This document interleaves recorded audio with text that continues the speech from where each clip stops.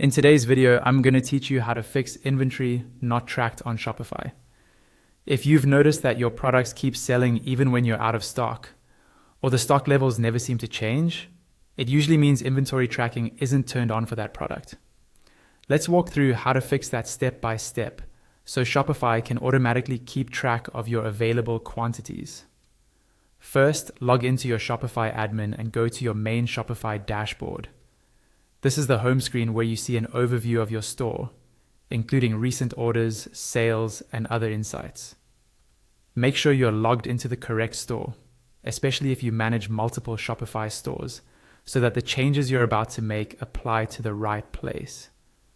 From the sidebar on the left, click on Products. This will take you to a list of all the products in your store. Here you can search by product name, filter by status, or simply scroll through the list. If you have a large catalog, using the search bar at the top can save you a lot of time. Next, click on the specific product you want to start tracking inventory for. This opens the product details page. You'll see sections for the title, description, pricing, media, and more. Take a second to confirm you've opened the correct product, especially if you have similar product names or variants like different sizes and colors. Now, scroll down the product page until you find the inventory section. This is where the issue is usually happening. In this section, look for the option that lets Shopify track quantity. There will be a toggle or a checkbox that says something like track quantity or track inventory.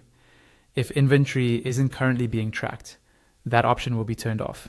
Click on the toggle or checkbox to turn inventory tracking on. Once you enable tracking, you'll see fields where you can set the available quantity for this product or each variant. This is important because Shopify will use these numbers to decrease stock as orders come in and optionally stop selling when you run out.